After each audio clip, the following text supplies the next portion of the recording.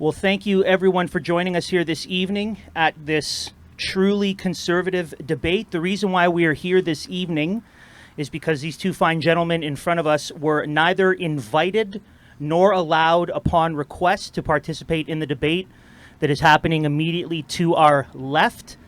And so what we are doing is we're going to have our own debate. We're going to start our own Cool Kids Club, and we're going to do that together, because we believe that standing before us are the only true conservative options for Ontario. And so, yeah, that deserves an applause. Absolutely. And so we intend toward the end of our debate to have some questions that are a little bit spicier, just because people want to get their money's worth. But really leading up to that, I think what we're going to see is, as I said, the truly conservative options in Ontario. And what we want to see is that the party formerly known as a Conservative Party would no longer be in power in our province. And so this debate will be a lively one, an informative one, and I think it'll be beneficial for all of us. It's also going to be recorded and put on social media, Facebook, YouTube, and all the links will be sent out so that everyone will know where to access it. My name is Andrew DiBartolo. I am the campaign manager for Thomas Mulder. And then with me is David Mains. He is co-moderating the debate. He is with Marson, with the New Blue Party. And so we will be going back and forth and asking the questions one at a time so that it's fair.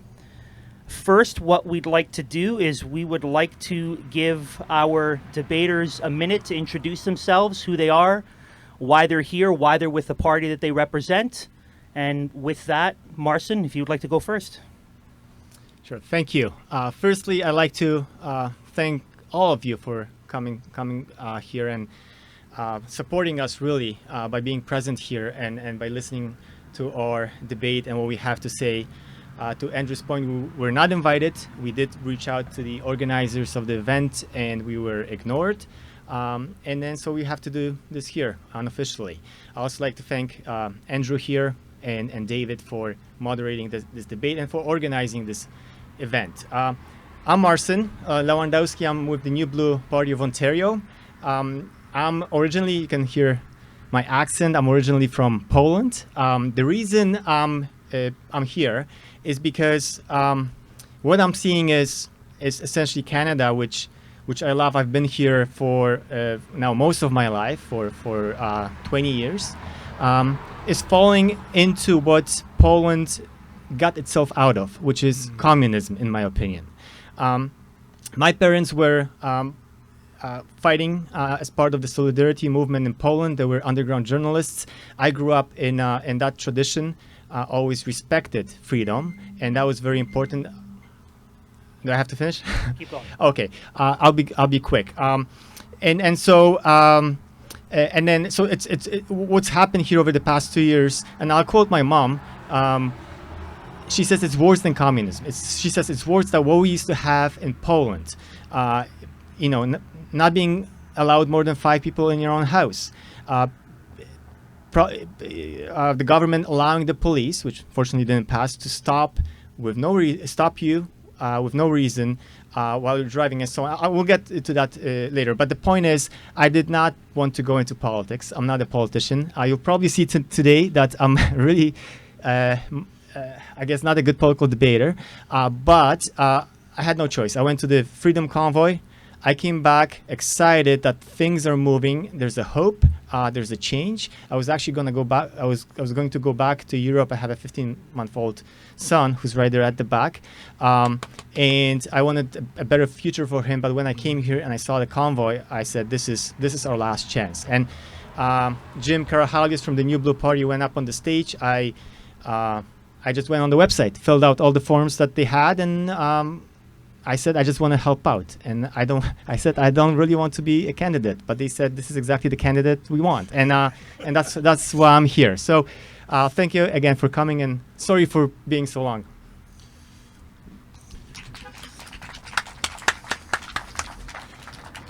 Well, we were talking a little bit beforehand, and we were wondering how much of a debate could this be, because we share so much in common.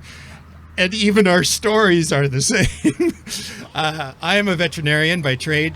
I just recently retired, I should introduce myself. I'm Thomas Mulder. And I had just retired to this area with every expectation of putting my feet up and enjoying life. And then the truckers happened. And I too saw a hope that I've been griping about this. In fact, my son has no end of laughter as he sees me entering politics, because for the last 5 years I've been telling him how useless it is to get involved with politics because it's not going to accomplish anything. And now I'm running because I believe that a hope was kindled when we saw the public arise around that time. And then what really motivated me to take action was when I saw unopposed politicians and how far they will go to further their end. And so I had to come to a point of saying, I'm going to be the one that stands in the gap there and says, no, you've gone too far. And so I am not a politician. I had no desire to do this, and yet here we are. So my hope is that through this election, may the best man win. And we really appreciate Martin coming and joining us in this, because this is what democracy is. I wish all of the candidates actually had decided to skip the debate and join us, because true democracy requires all voices being heard. And I'll just leave it at that. So thank you for coming. We really appreciate you all being here, and we look forward to sparring a little bit. That's great. So to avoid the loud beeping and vibration, what I'll do when the minute is up is I'll just ever so inconspicuously raise my hand straight up so that you know your minute is up and time to wrap it up. Okay. Well, to kick off, I'll direct the first. Am I coming out? I'll direct the first question to Tom. And that is, what will you and your party do to ensure honesty, integrity, transparency within the provincial government and within the political realm? Excellent question. Excellent question. One of the things that I love about our party platform is this platform called Recall. Now, some of you are too young to remember the Reform Party, but one of the strong strengths of the Reform Party when it came through was this philosophy of recall. If I stand before you today and say we're going to do something, and I do not do something, there's a mechanism for you, the electorate, to come back and say, hey, you were hired under these conditions, you have not fulfilled your conditions, let's have a by-election, you're out. And so I think that should be the law of the land, not just for our own party. I think that should be in the federal as well as the provincial and the municipal. The role of the representative is to represent, and we have not seen that in Canada in many ways, even since Sir John A. There was a party whip way back when, and we need Canada to be a true and free democracy where the representatives represent the constituents. Thank you. Same question, I guess. Okay, so first, remove all the funding from the taxpayer money to political parties. Currently, about $5 or $6 million goes to the PC party every year from our money. That money is being spent on propaganda, on advertisement, on whatever Doug Ford is doing. The Liberals and the NDPs also get millions of dollars every year. That has to be removed altogether. There's no, if those parties want to be supported, they need to be supported the way we are, which is by your donations, by their supporters' donations. So that's one.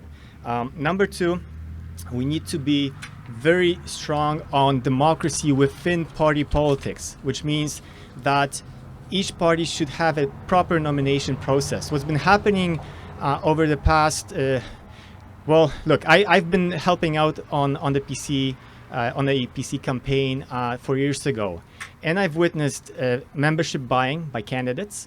I've witnessed fraudulent vote counting, and eventually, of course, what we've witnessed is Doug Ford removing the parliamentarians that are just not convenient for him, right? All of that has to be made illegal. We need democracy not only at this level, and by the way, we don't have full democracy, we can't even participate there, but we need it within the party politics itself. If we could, if for example Thomas could run as a potential candidate in this riding for the Conservative Party, we would have a totally different Conservative Party. And now we have a Doug Ford loyalist representing the PCs, and so what we have to do is do this guerrilla campaigning.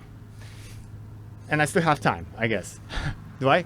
10 seconds. 10 seconds. Okay. Can I get it on another question then?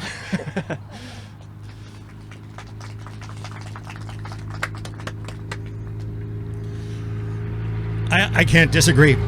So I don't have anything to rebut. I would just agree that party politics has no part in the governance of a nation or a province. We are to govern against the issues of the day and stop some of the backroom deals. I really don't like the idea of career politicians. I think it would be wonderful if we could say there's a limit to how many times a politician could run, and so that kind of thing could not be a problem. But totally agree. Sorry, this debate is going to be a love fest.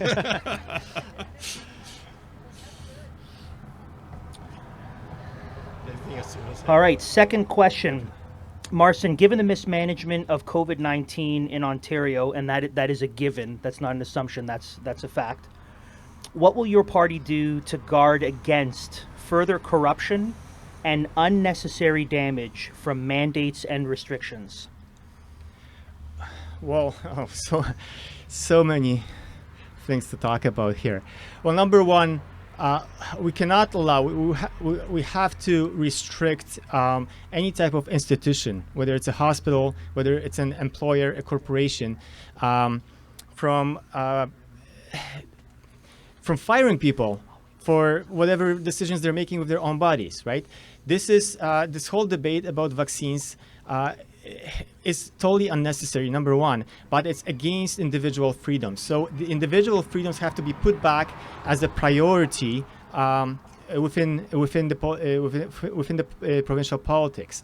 What's happening now is we have a number of established bureaucrats dictating the policies. We have a leader who is, sorry for saying this, not intelligent enough to actually understand the issues, and then the decisions are being made the way they are. So what we need to do is we need to give back the individual freedoms to people, and everybody should be making decisions for their own and their families, and whether it's a decision about your own body, the way, whether you want to wear a mask or not, the way who you want to meet, how many people you want to have over, that's number one. So again, make it illegal. Again, make it legal to discriminate against such decisions. Thank you. Again, I couldn't agree more. We would make it illegal to have that kind of discrimination. But more than that, we would say that it should be illegal to have that sort of mandate across the board. So for the shutdowns, the lockdowns that have happened, we would make it virtually illegal for that sort of thing. Now, when I say virtually illegal, that's leaving room in the equation that I don't like. I would like to make it illegal, but this is a democracy. And we need to make sure that all voices are heard on that. And if we're going to make it illegal all across the board, let that be the decision of Parliament. The second thing is that our party is very firm on the idea that we need to have freedom of our conscience. Never again should people have to choose between their job and a jab. Never should nurses have to lose sleep having done an abortion against their will, or doctors participating in medically assisted suicide, or referring and feeling guilty that they went too far. Conscience is the rule. We think that the definition of creed in the Ontario Human Rights Code should be expanded to include every person's sincerely held moral belief, not just those who have religious creeds, but anyone who has a sincerely held moral conviction. That should be respected. And how dare a government get between a person and their conscience? I just don't even know what kind of person it takes to do that. So we would enshrine those things in law. They're supposed to be already there, but as Rex Murphy said, our Charter of Rights and Freedoms has got holes in it big enough to drive an 18-wheeler through. Thank you, Tom. Marcin, back to you for 1 minute. Thank you. I think what also needs to happen is we need to open up the debate. The debate has been stifled over the past years. There's been censorship on doctors that disagree with the mainstream opinions. The media has been just really a propaganda tube for the government and for whatever the bureaucrats come up with. There's no freedom of speech anymore. So in order to get to that, but the problem is that even if we manage to make these things illegal, we'll have a lot of pushback from the society because the society learns from the media, unfortunately. So what needs to happen is we need to open up the debate. We need to bring in people with different opinions, like other jurisdictions did, like Sweden did, for instance. Maybe there are scientists that disagree with lockdowns. Maybe there are scientists that maybe we should publish the data about the vaccine injuries finally, right? So that needs to happen concurrently with what Thomas was saying. Thank you. Right on time.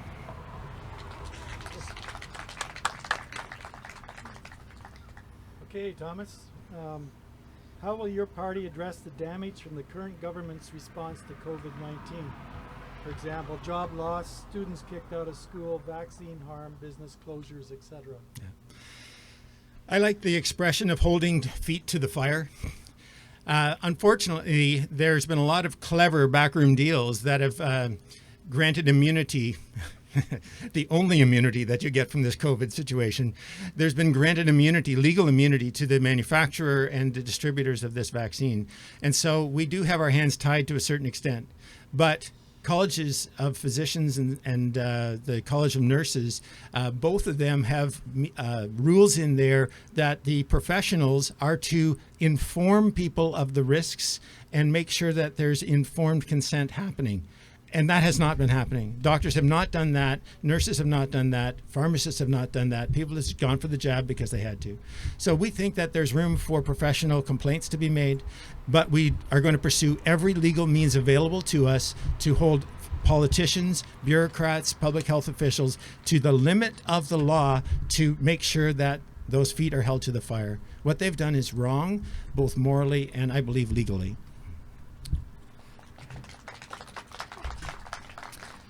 So that was about health, and I fully agree. So I'll answer that question with respect to business. So bringing back people's livelihoods. Number one, and that's to your point, no more lockdowns. That has to be legislated. That will, number one, provide for more confidence among small business owners, but also among banks and investors. If we know that lockdowns may happen in the future, a bank will not lend money to a restaurant owner or a store owner because that who knows what's going to happen, right? It's uncertainty. So we need to bring back certainty in that respect. Number two, lower taxes. So in our platform, we do want to lower personal taxes, HST, to 10%. But also lower small business taxes. Unlike what the PCs are doing, which is taking our taxpayer tax money and giving it to the big business right before the election, so they can claim they're creating jobs. That's the kind of corporate subsidies that we don't want. We don't want the bailouts. We don't want the subsidies. We want the small business to succeed. The way you do it, you create the environment for success. The way you do it is, well, get out of the way, number one, and number two, lower the taxes. So those are the 2 points on the business side of things. And what's the other part of the question, sorry? Students being kicked out of school. Oh, well, they have to be reinstated back, and that has to be the universities and I'm assuming you're referring to universities here. They're being funded, again, by our tax dollars. And these are the students themselves, they're the future, that's the future society of Ontario, right, of Canada. We can't be just, we can't be kicking them out because of their beliefs. It has to be, what has to happen is that, well, number one, universities themselves are now ideologically driven, so that we have to work on removing funding, for example, from the universities that are putting out the ideology first. But number two, we have to again make it illegal for university administrators to kick out students that disagree with their own viewpoints. I'd just like to add to that as well. That's a personal one for me. My son was kicked out of Queen's. He had COVID in August, recovered from it fully. There's not a piece of medical evidence anywhere that would say he was not fully protected, but because he didn't have the check mark, he couldn't go to school. I do find it interesting that in all of this, there's been one school, one university that there might be more, but there's only one I'm aware of, and that's McGill University, who says they agree with the vaccine, but the criteria that would justify a mandate, they felt has not been met. And their policy is, we believe that education is essential. Really? And therefore they allow students to come in without a vaccine, even if they do recommend it. So it just shows me that if you have principles, you can stand on them and stand up to this government, which is just, again, something that has been very difficult for me to accept through this whole pandemic and stuff. How few people will stand for something despite the pressure. Can I just add one thing? And it's just on a little bit different topic, but what I'm amazed with is usually when you have a moment of oppression, when the government oppresses its people, it's usually the students that rebel first. It's usually the students that start the revolution. And here, I mean, we don't see it, right? Maybe rarely. When I walk around and when I knock on doors, the young people are kind of hostile when I tell them we're against restrictions, right? It's the older generations that are, even if they're liberals, they're open to a conversation. I think, unfortunately, the universities have succeeded in brainwashing the next generations, my generation and the younger generations. And yeah, I just want to, that's not the, sorry for bringing up the problem and not providing a solution here, but just wanted to mention that. If I then could add to that too, I do think that the solution to this problem is that we've had a creeping socialism that's been coming for decades, and we've had generations, and I think I'm one of the last generations that kind of could see the difference, and we've had kids that have grown up being told what to think all along, and we need to stop this indoctrination. Schools should be a place of education, not indoctrination.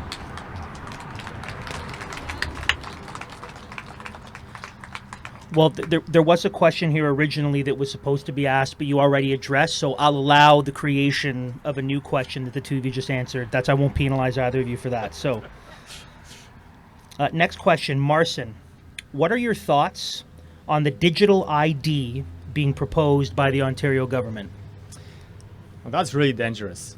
That idea.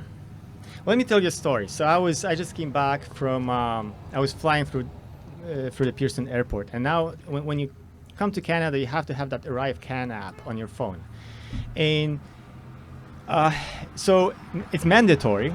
So you have no choice; you have to have it. So what about the people that don't have phones, for example, or that don't know how to use a smartphone? There's still folks like that out there. But so I downloaded the app, and it froze on me. It just the information didn't upload.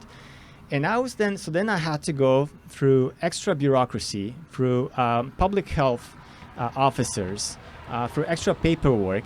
I was with my baby at the airport after a long flight, and that was exhausting. So that's just the story of how even that one app, which is just the beginning of what's coming our way, how ridiculous that idea is. But it's dangerous because, and I'll just I know I have to finish. It's dangerous because where it leads to is what's happening in China now, which is the social credit system. Once your information is on your phone, it's accessible to the government 24/7. They'll know where you are. They know who you talk to, what you're talking about, and so on. This cannot happen. We have to fight against this. I disagree fundamentally with the question. Doug Ford did not propose this digital ID. It's coming. Who asked you? Was that part of the platform? Did you vote on anything about that? No, this was not a proposal. This is just an autocratic move from a WEF lackey. And so, yeah, we are totally opposed to any form of digital ID in that regard. Just an example of that, when I travel, I keep my passport in one pocket, my cash in my other pocket, my credit card in another pocket. You know, I kept my traveler's checks in another thing. It shows how old I am. But the idea is you didn't put all your valuables in one place so that somebody couldn't just come along and pickpocket everything you have. And John G. Diefenbaker back in 1958 recognized that the number one enemy of the public was the government, and therefore introduced the Bill of Rights. So why would we voluntarily put all of our eggs in Doug Ford's pocket so that he can just turn off a switch when he wants to? I just find it really interesting. Part of the issue of digital ID is that it is a government policy, and government has become so leftist that critical race theory has been incorporated into virtually every department of the government, including digital ID. And if you look on the government website about the digital ID, it says it complies completely with the racial equity program. Well, does that mean that one day I'm just going to go buy gas and I'm not going to be allowed to because I'm a straight white male? Because that's what racial equity does. Racial equity is not equality. It is discrimination so that they can achieve equity. And so I vehemently oppose any form of digital ID. Agreed again. We'll do that again. That must be the most boring debate we've ever seen. I say, listen, the spice is coming at the end. All right. Okay, it's like a good pepper. Initially, it's that's flavorful, and then right at the end, that's when you start to sweat. So we'll get there.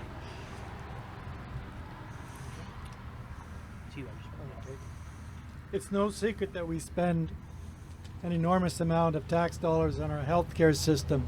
What will your party do to increase the efficiency and effectiveness of our healthcare system while at the same time not overinflating the healthcare system further? So that's the Tom. Well, the truth is that our publicly funded healthcare system has been neglected for decades by both the liberals and the conservatives, or should I say the liberals and the liberal conservatives. It has been just left to manage itself so that it's become a top-heavy bureaucratic institution that even on a good day, before COVID, had bed shortages, surgery delays, hallway medicine, emergency room gridlock.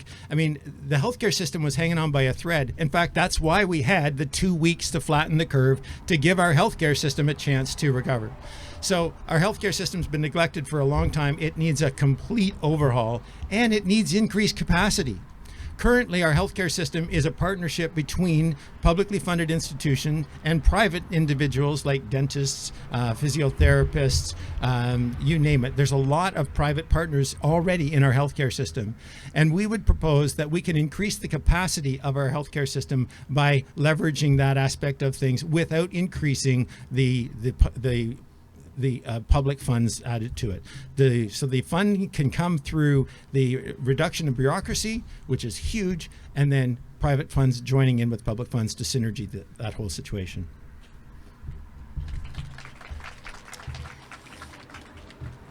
So, number one, bring back the nurses and the doctors who were fired because they decided not to get vaccinated or did not follow the new regulations.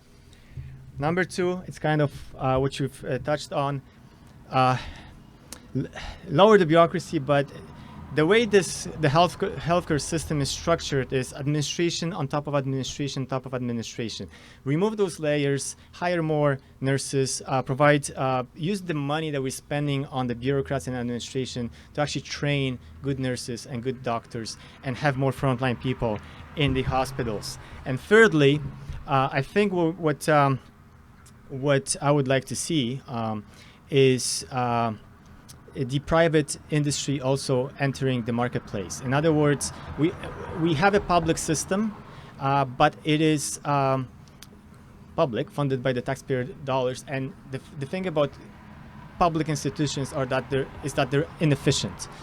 If we were to introduce some competition from the private industry, that would, number one, lower the number of necessary beds and necessary doctors in the public system, because people who would like to buy extra insurance or who would like to pay directly to the hospital could go to the private industry.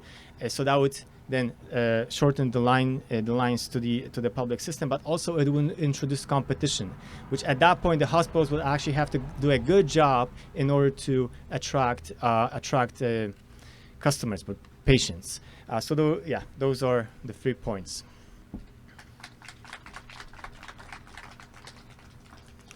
I think in addition to that, we have to make sure when we bring the private sector inside that we don't just do it the way has been done for things like the License Bureau. The government has offloaded Service Ontario to private contractors, but has not readdressed the compensation level. So a lot of those private sector service groups are having a hard time doing a good job and are closing down offices, and we're having restricted access as a result. So just because we get the private sector involved doesn't mean that they just make your profits and go home. There have to be standards, and again, holding feet to the fire. That accountability piece is critical. And on that note, with respect to the healthcare system, I really, really love our personal support workers and all the people that work in long-term care. But there are some that don't have that vision of care as much. And I would say that all of those people that have patient contact should be in some way regulated health professionals so that there is that accountability. And so I'm not saying they all have to be registered nurses, but there has to be some level of personal accountability for their actions so that we still have the level of care that we strive for while in getting that free enterprise system to generate efficiencies. One more thing, because I think one more important thing. I think we have to bring humanity back into the healthcare system.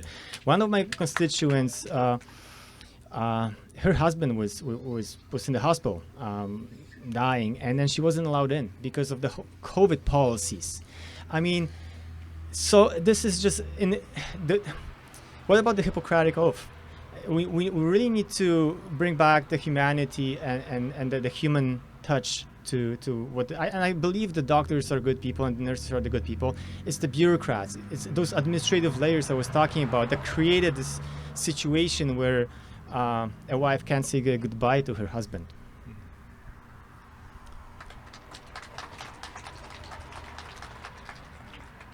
So, Marcin, as evidenced by both what's going on in the lesser politically honest debate over there, and the fact that I saw the front of the Kingston this week had a full-page ad taken out for only one particular political candidate.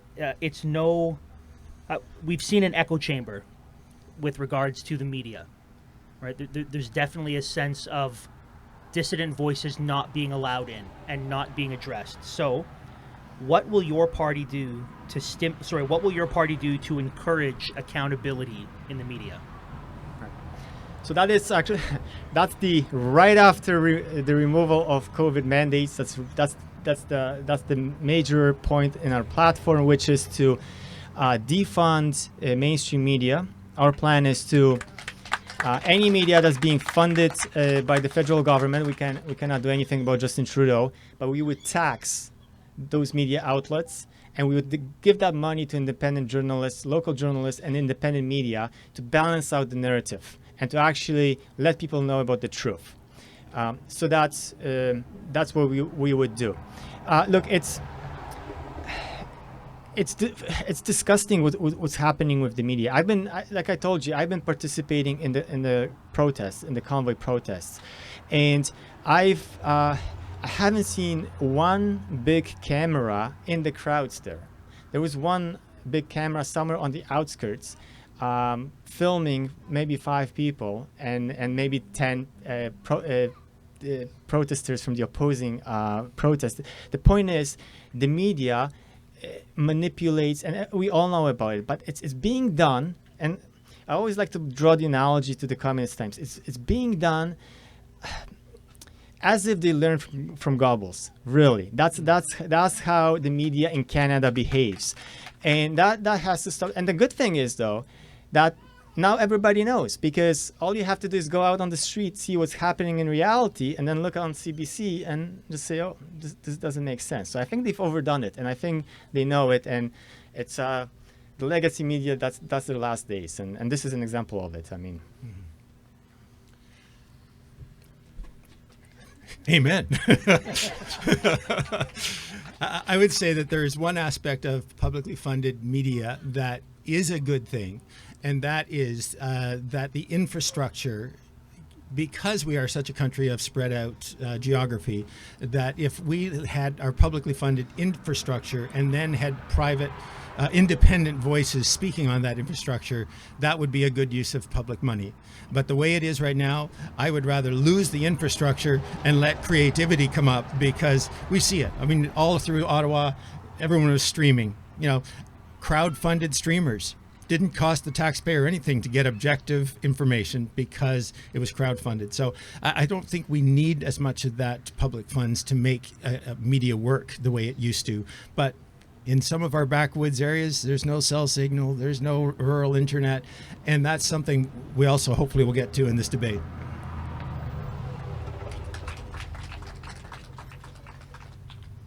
So I know this isn't really a rebuttal or anything, but I don't know. I looked up the polls on CBC today to see, just keeping track of what's actually happening out there, and What's not happening? or what's not happening. And it's funny how they talk about the different parties. So now so of course there's the PCs at 37%, I think. Then you have the Liberals at 17%, and then NDP and so on and so forth. And then there's the Green Party at 4.9%, and there's the other at over 5%, meaning we've already gone over the NDP, so we're having more support.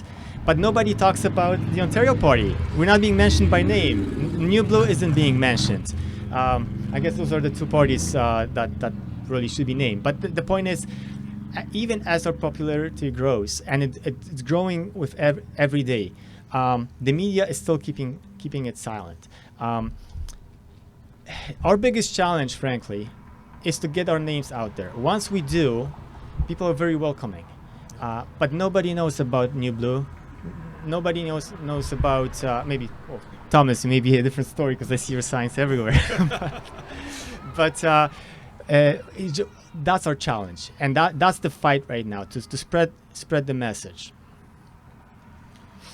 I think the downside to the way that has been the censorship has been happening is it has contributed to the divisions in our nation. And when I knock on the doors, people aren't having it. People are so frustrated that they hear we're there for the election, and there's a rage that comes, and they're just like, just go away. And I like those calls, because I can say, hey, I agree with you, and when they start to say, oh, you're one of us, you're not one of those politicians, that you're actually offering me hope. People want to engage. The fact that we've had less than 50% engagement of the public over the last number of years in elections is a judgment against the current governments and against the current media. And so I love freedom. I think freedom is great. And when we have true freedom in our media, people will do the responsible thing. And so, yeah, get rid of state-funded media. So and that, just one last word. So that has to be legislated, not only to get rid of the funding, but we need to legislate free speech into. Well, I know it is legislated. It's in the Charter of Rights and Freedoms, but it's not. It has to be legislated at the provincial level too, and it has to be worded in such a way that people who want to express their own opinions on whatever topic are not censored anymore. That all of the points of view are being taken into consideration, especially at the government, the decision-making level. Sorry.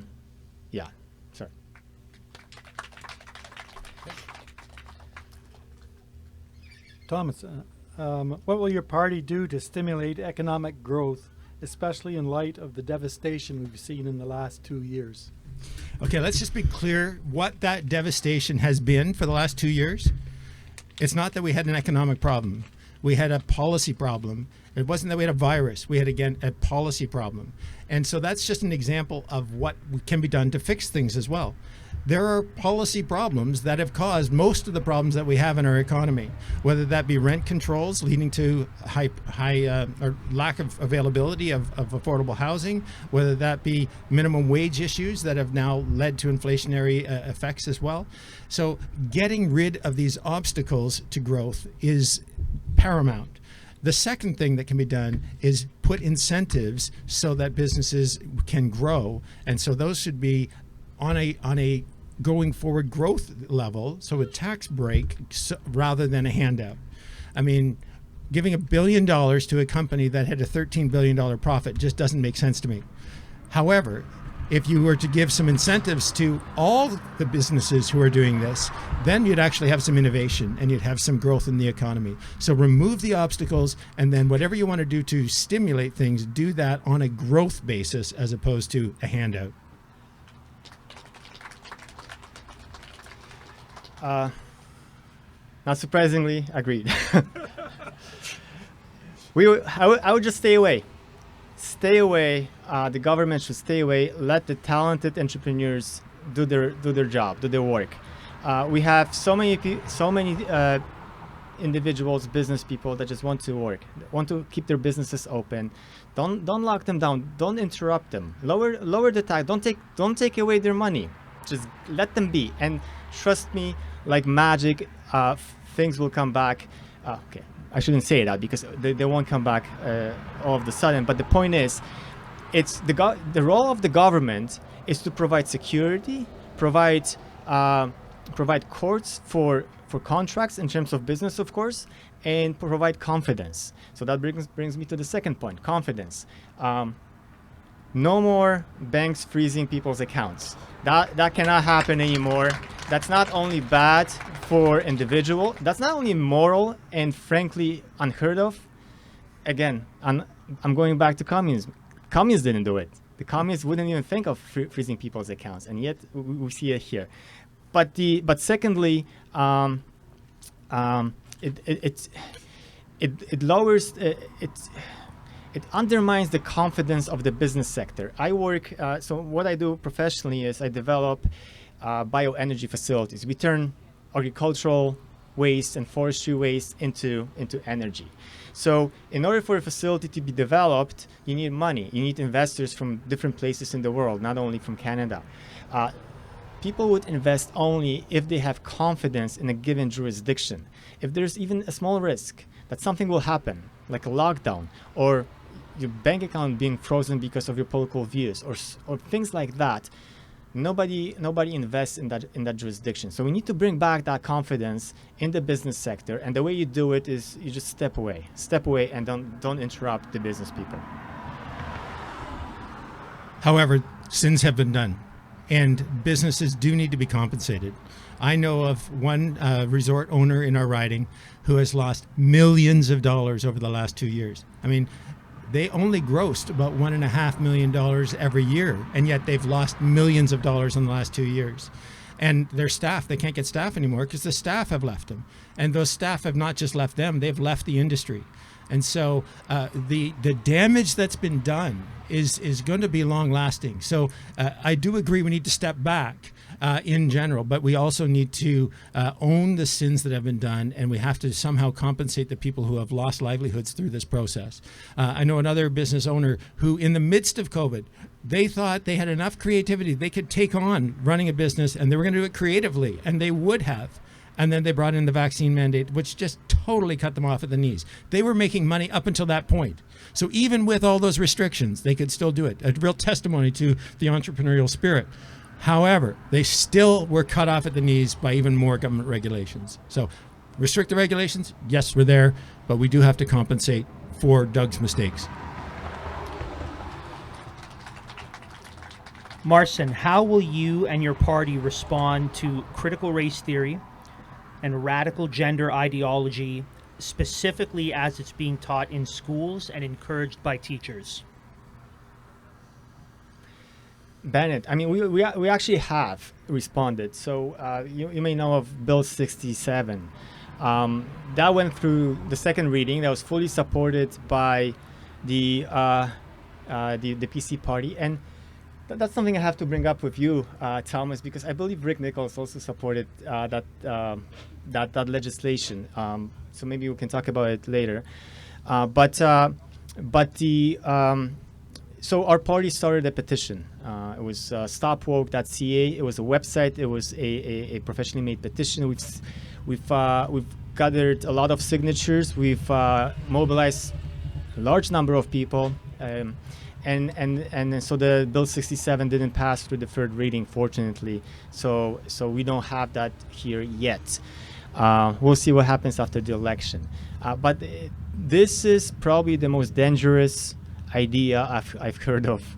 That's probably more dangerous than those pandemic lockdowns, because this is about our kids. This is, I like I told you, I have a kid, and even I don't know if you read the Bill 67 the way it was proposed. It said that the committee, so who knows who's in the committee, who's judging, who's not judging, can decide whether you're racist or not racist, consciously or subconsciously. So I might not even say anything, but by the way I look and behave, I guess I can be racist. This is what it is it introduces a structure for elimination of people that don't think like you. This is exactly it, and this cannot happen here.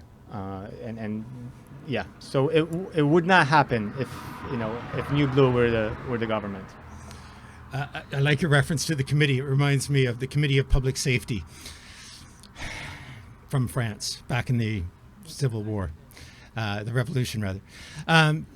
To the Rick Nichols point, we were chatting earlier about apologies and politicians saying that, oops, I made a mistake.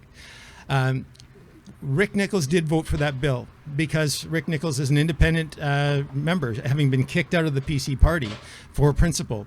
That means he lost all his support. And as an independent in Parliament, you're overwhelmed. And so this is how the government's been so successful at bringing critical race theory into virtually every government department. The language that's used is equity. Well, equity actually sounds a lot like equality.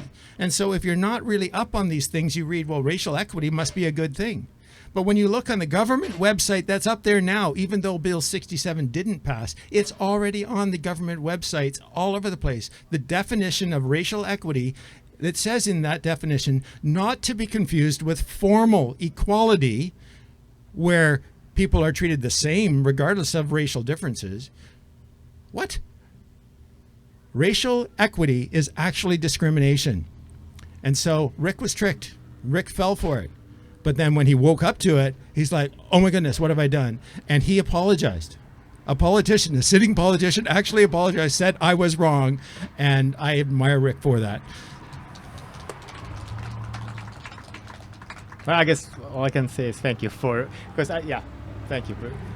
Because that was, look, frankly, you probably know this by now, but I don't consider Thomas or the Ontario Party as an enemy. Not at all. Quite the opposite, I think.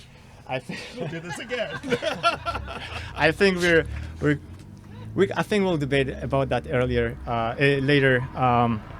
Why we have two parties, but my question was, why would Rick Nichols vote on that legislation? And thank you for the explanation. And it is hard for a politician to apologize. It's almost unheard of. So the fact that he did, then that's great.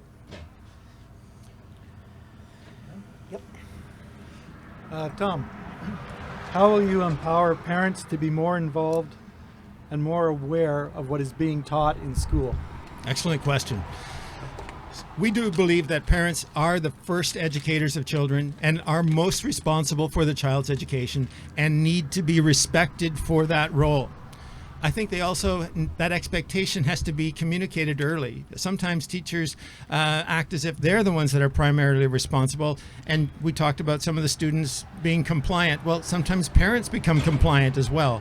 And I think we need to stress right from the early ages that you as a parent are responsible. So create that expectation, communicate that expectation through all forms, that you as parents are respected and honored for your role as first educators of your children, and give tools to parents that don't know.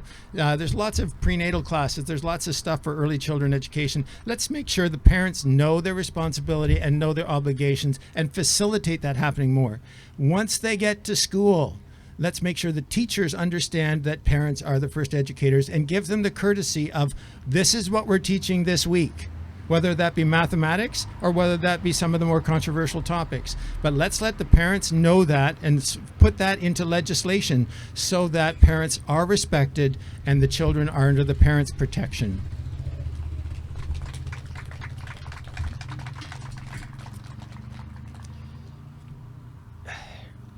You're going to disagree with me, aren't you? I'm going to answer very quickly. I'm going to give the rest of my time and pose the question to you if you don't mind.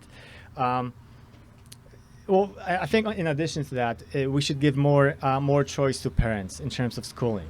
So we would provide funding or distribute the funding that's currently going to the current educational system into alternatives, such as homeschooling, for instance, into alternative schools that the parents choose. Right now, there's a lot of choice online even, and I personally, I would not send my kid. I would not let him sit in front of a computer 12 hours a day. That's not my idea of education. But the point is, in terms of the content, you can actually get good content from some of these online educators. So for right now, each family, if they elect that kind of education, they have to pay for that themselves. We would, again, distribute the funding that's currently going into the ideologically left-leaning system across all these alternatives. But I have a question for you, because I did look at your platform as well, and agree with it. But there is one point about making it illegal for teachers to teach, and correct me if I'm wrong, but to teach left ideologies. In other words, your party would police teachers if they do teach ideologically driven content. Right. Now, my question is this: it's not about the idea, because the idea is good. It's how would you implement it? How, pragmatically speaking, wouldn't it be exactly what they're trying to do with Bill 67, but coming from the right this time? So two things there. I just want to piggyback on what you said earlier. We totally agree with the idea of parental choice. We want to reform the public system, but we recognize that parental choice is really important. $12,500 per student is what currently the government spend, and we do believe that a portion of that should follow the student if the parents choose homeschooling, private school, Christian school, charter schools, you name it. So we're totally in agreement on that, and again, we're going to put that into actual policy once we get elected. So yeah, but specifically to the idea that the educational system is for education, not indoctrination. We think that students should be educated to the political process, not to the ideologies. So educate to the students to how to make good political choices. Let the parents be the ones that actually teach the ideologies to them. So how can that be enforced? In the same way that we have curriculum right now on the sex ed thing, which is very graphic and very descriptive, and teachers are limited to that. They do also have some little backdoor clauses, but teachers do understand their limitations of curriculum, and curriculum for a political education can be very clearly spelled out. And then again, a warning to the teachers not to bring their personal ideologies to the floor. Thank you. Marston, how will you and the New Blue Party strengthen and improve post-secondary schooling in Ontario? Firstly, there's too much ideology in the curriculum. There's not enough science, math, subjects that actually prepare students for the real life. When I came here from Poland, I came here I was in a high, so I did 2 years in high school here, and even back then, and that was 20 years ago. And I'll tell you a story, and maybe that'll illustrate my impression of the education here. In grade 10, at that time at least, there was this reading and comprehension test, and one had to pass that test in order to be able to go to university. And so when I came here, I had to take that test, and that was 2 weeks after I landed. And my English, it was bad. I couldn't understand almost anything. And I learned English the same way students learn French here, which is I knew a little bit here and there, and I knew the vocabulary, but not necessarily I couldn't necessarily communicate that easily. So I took that test 2 weeks into being here in Canada, and because it was reading and comprehension, I could kind of understand what was happening in the text, and I answered the questions, and I passed the test, which was very surprising to me. But then I learned that 50% of the students in the school did not pass that test, and we're talking about students that are born and raised in Canada, English-speaking students. So there is a problem. That problem exists for a long time. Math, science, again, having European experience and coming here, the gap between those two systems is just incredible. So yeah, we do need to bring back the level, and you know, now going back, now having an understanding of how really the ideologies have taken over, and I'm talking about the left ideologies have taken over the educational system at both the curriculum but also the administrative levels. I'm going back in memory, and it already started 20 years ago, and perhaps that's what everybody was focused on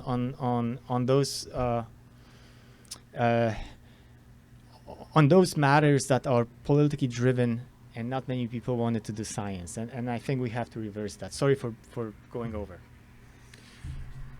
I think we need to strive for ideological diversity, not just this perceived racial equity. Part of the problem that we have right now on university campuses is that we are so focused on having racial equality that we no longer are selecting for the best professors for the jobs. And so we're getting people who have a representativeness that weighs equally to their qualifications for jobs. So there's a big problem in that regard. One of the other ways that we can change the tone of the post-secondary education system is by targeting our funding a bit more so.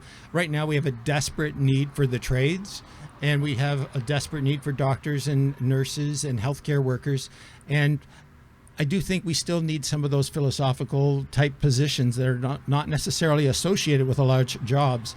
But if we make it easier for students to go into the career choices that we have big need for, it's going to work both ways. We're going to get those positions filled, and those students are going to have a fulfilling job in the end. Currently, we have about a 42% default rate in our student loans. And that not only hurts us from a financial point of view, but it really hurts those students who've worked really hard for 4 or 5 years and now can't get a job. So we can help them to choose a career that's going to pay off in the end. You know, in my job, we used to hire employees, young employees, right out of university, usually with master's degrees, but at least bachelor, but usually with masters. Often even with science and engineering degrees. And year after year, I was just amazed, and I still am, at the level of comprehension. The writing skills are just not there. Students are, and I'm talking again about master's students, are not being taught how to write properly, how to express ideas properly, how to add and subtract, how to multiply. All of these concepts that one should be learning in elementary school are just not there. And I don't want to speculate what the problem is, but there is a problem, and it's getting worse and worse.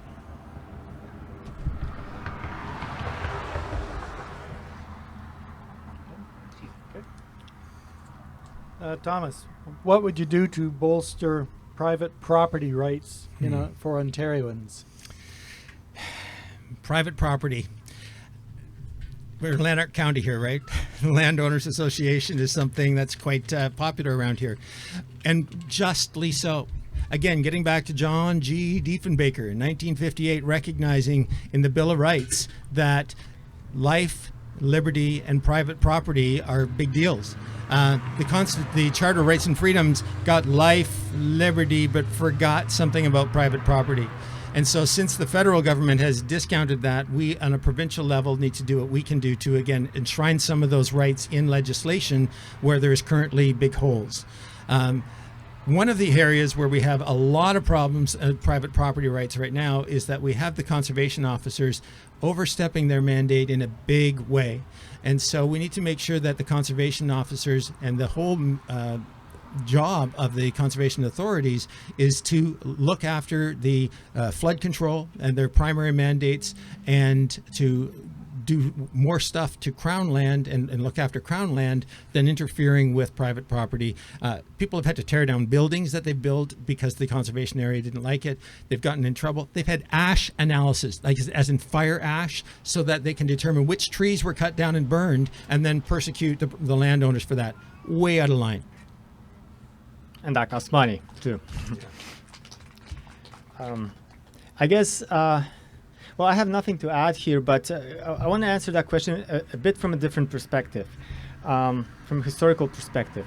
Private property was one of the let's call it an institution. It was one of the rights that the communists were after right away. There were a few things that they were after. Of course, people that disagree with them, individual freedoms from that respect, the church, and private property rights. Why? Because if you own your property, you have something. You have something to fight for. You have something to give to your children. You're an individual. Once it's being taken away from you, if it's collectivized, then you're no longer an individual. You're a member of a collective group, and then the only value for you, or fighting for really, is the collection of the people you're with, or the party itself. So, like I said, what I'm seeing here, having all that baggage from a post-communist country, I'm seeing these signs of communism coming into this country, and it starts, at different levels, and it's not easy to notice right away, but those, at the convoy, you may have, if you've been there were a lot of, the second flag, the most common flag after the Canadian flag, of course, was the Polish flag. There were also Ukrainian flags. There were a lot of people from Romania. The reason is that the people that went through communism, who've witnessed it, they understand it and they see the signs. And property rights are one of those. The taking away of property rights is one of those signs. Yeah. I thought you were going to say that the second most common flag was the obscenity flag. I'm pretty sure that was the second most common flag at the convoy, but that's just in the air fact check. I've got nothing to add to that.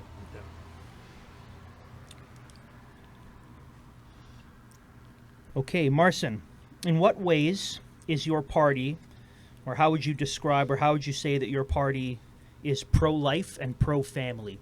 Or would you? And if so, how would you? Right. So, actually, can I just jump in before he answers that? Because I promised him I was going to say this at the beginning.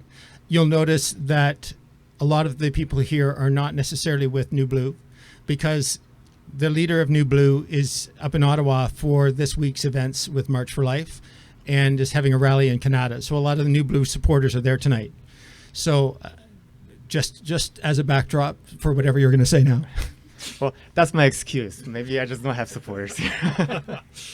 Right. So our leader is pro-life, meaning he's out there. The leader and his wife, and many of our candidates, including myself, are pro-life. Our party doesn't have an official stance on this issue because we welcome people of different views on this particular issue. In other words, if somebody doesn't share the pro-life views, they're still welcome in the party. Usually, there's not that many there. I don't know of any candidates that aren't pro-life, but officially, there's no stance on it. I don't know if we're. I think we should have. So I don't know if you have more questions about this particular issue of pro-life, pro-choice, and so on and so forth. But there's maybe do you? Because if you do, I'll leave what I was gonna to say for later. If not, maybe I'll talk about it right now. But maybe I'll let you answer first, and then we can talk about it. we do have a party platform on this. We do believe that life is sacred from cradle to natural death, or from conception to natural death. Sorry, but we do recognize it's a federal issue.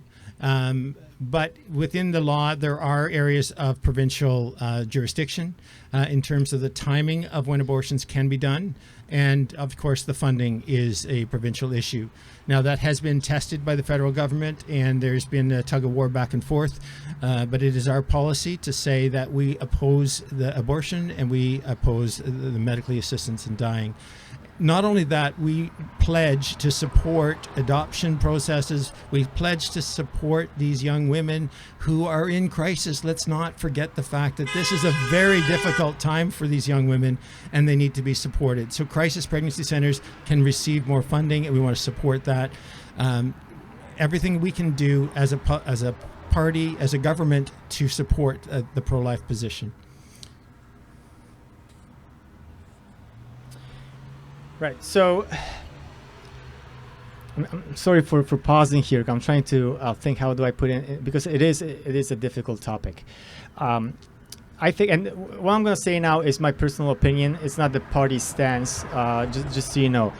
But I think the mistake we're making as people on the pro-life side is that we're thinking that legislating, I guess, providing for legislations against abortions, make it illegal to abort, and so on and so forth, will actually be successful. I think that's proven not to be the case. I think we have to be smarter about it. There are definitely education, definitely helping out young mothers, definitely providing for support. That helps. But unfortunately, we live in a world where if we make it legal right away, there's going to be huge pushback. And without that education, it's not only going to be a political pushback like we're seeing right now, but uneducated people will actually believe in whatever propaganda they're being fed. So I think we really have to see where the money is being spent, because a lot of money, millions of dollars, are being spent on political issues, so supporting, for example, organizations or parties that are pro-life. That money, again, maybe could have been spent better supporting the mothers, supporting educational materials, and so on and so forth. So that's one point. Second point is on the educational. And can I still have a minute? Just to this. Okay, I'll let you talk. Sorry. No, it's your. So you're the last bit on this. So it was you, then him, then back to you. So 30. We'll split the difference. 30 seconds. Perfect. Thank you.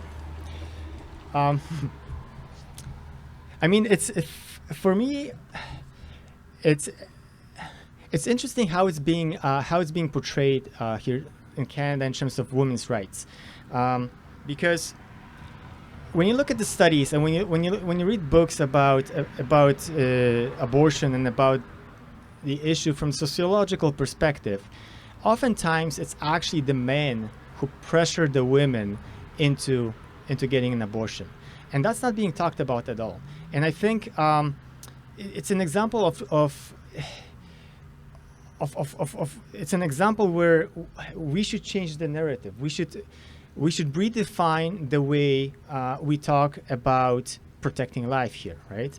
And my last point is, whatever arguments the pro-choice side comes up with, it's always a slippery slope. I don't know if you've read the article about euthanasia recently in National Post, but they were giving examples how it went through from assisted dying procedures for people that are suffering really badly to now people with mental health issues being helped with what's really suicide because they have to, right? Same thing is going to happen and is happening with the abortion issue. So that's another thing we have to think about. Yeah, sorry for taking up all the time. Okay.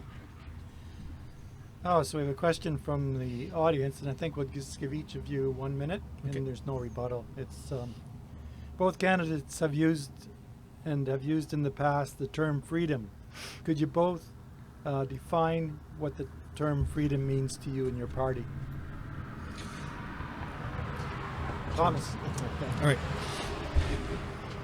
Freedom is the ability to act according to your own conscience within the limits of the law of our land. Now, I have to put a caveat to that because we have increased the number of laws in our land, and I think unjustly so. But if we had a way that we could get back to those core values, I look at it from the point of view that if we say our primary rights are liberty and life, and leave it at that for now, when I exercise my liberty at the expense of somebody else on one of those fundamental liberties, now we need to have laws to adjudicate that. However, if my liberty is not stealing liberty from somebody else, and they are okay with it, then I'm free to do it. So I think that the big thing for me is let's not have the government jumping in and interfering where it doesn't need to interfere in terms of law. We have so much of that that has changed in my lifetime. So let's get away from the government interference. Agreed. I think so just to add to it, because I fully agree, government interference is a huge problem. There's no place for government in our homes. There's no place for government in our personal lives. Not even in our heads. It isn't the government's role to manipulate our thinking.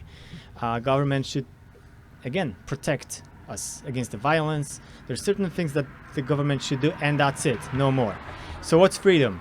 Well, freedom is an ability to make individual choices according to one's conscience, as long as these choices are not violent against somebody else, right? And then so here's we're coming back to the issue of abortion, right? Because it's being portrayed as a pro-choice, but yet you're being violent towards a human being, right? So that's an example where the pro-choice is really against the idea of freedom. But let me just finalize with one more point. Freedom has to be based on the family unit, because it's only within the family institution where we can develop that freedom. The moment that institution is abandoned, and I don't know if you noticed, but a lot of the narratives and the propaganda from the left aims at destroying the idea of family. If that idea is destroyed, then every single individual is going to be on their own, and therefore, like I said, we all need groups to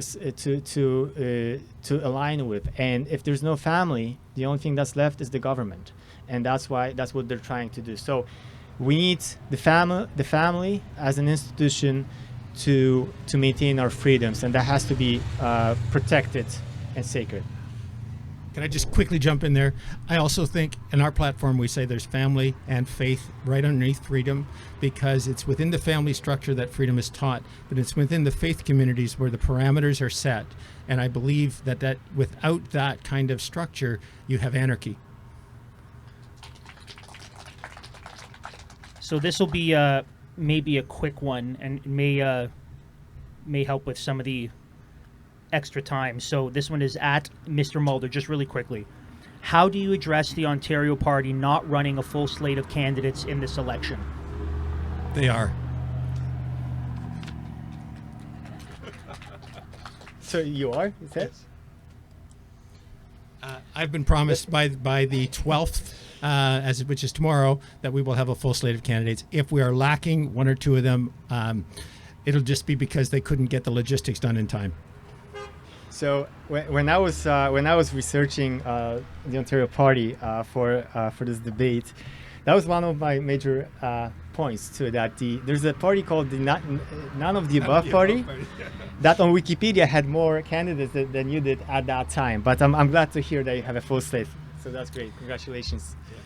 All right. Again, that's good for democracy, right? 100%.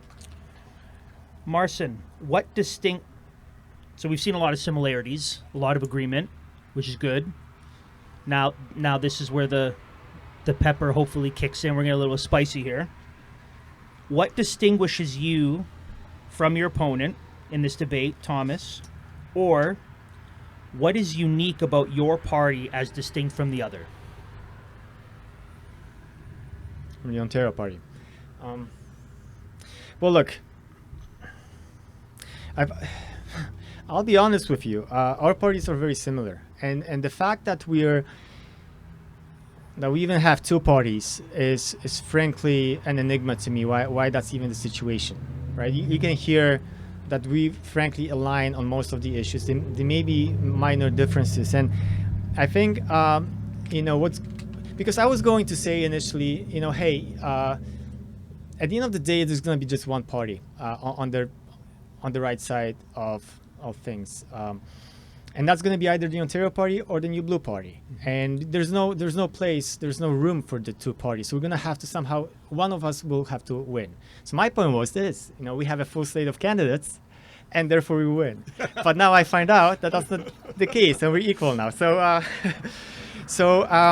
look,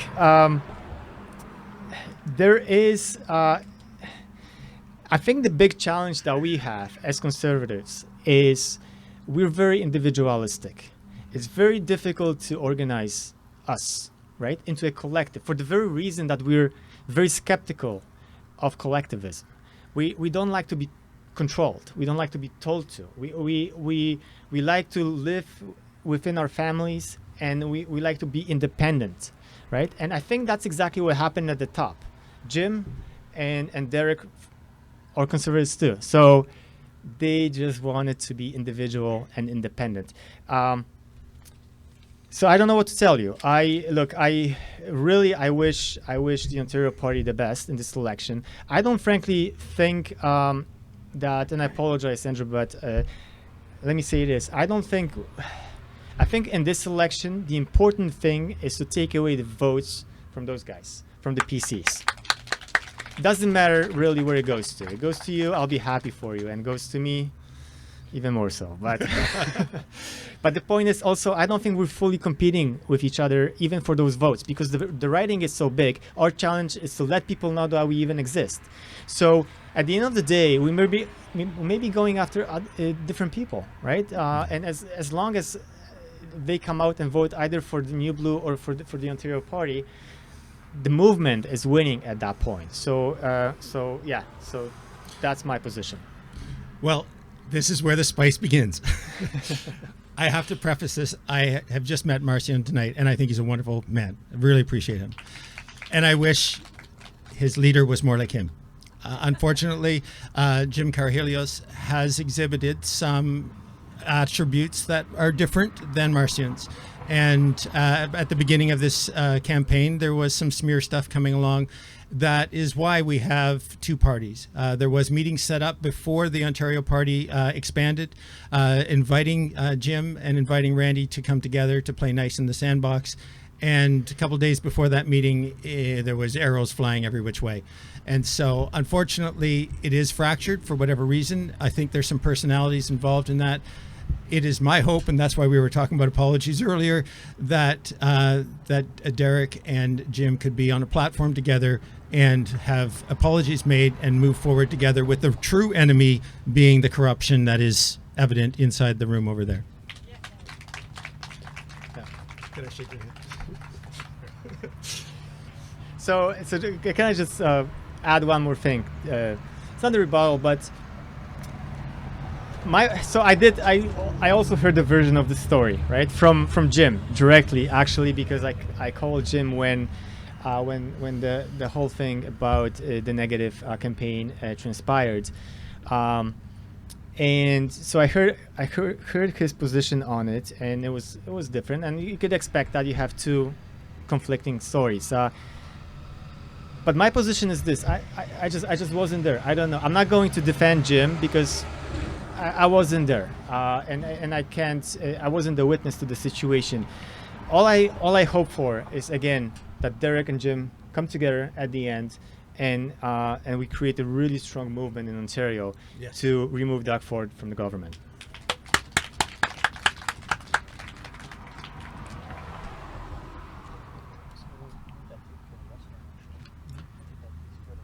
Yeah, they pretty well answered that.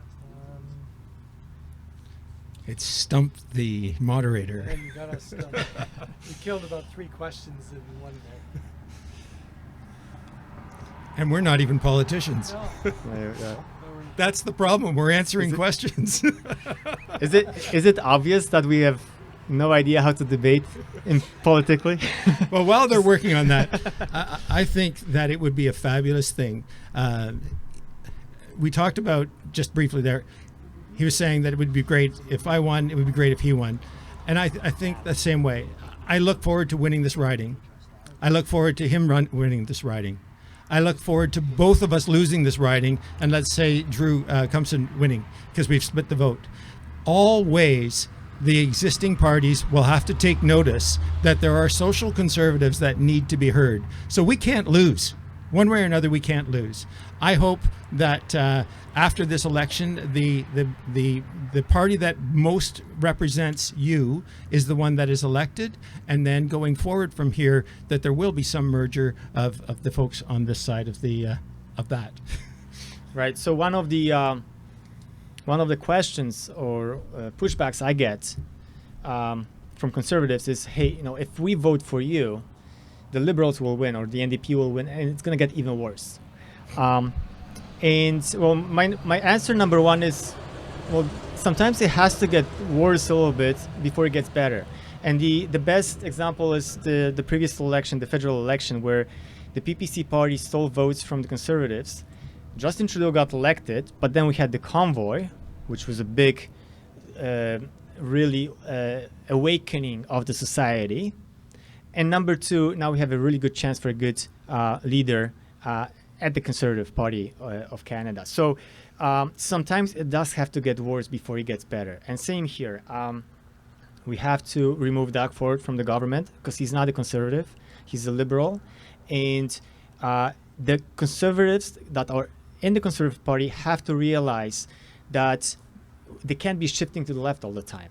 We have to go back, come back to the right. And the only way we do it is by maybe letting the Liberals or the NDP rule for 2 years. So then we can reorganize and come back at them with much more strength.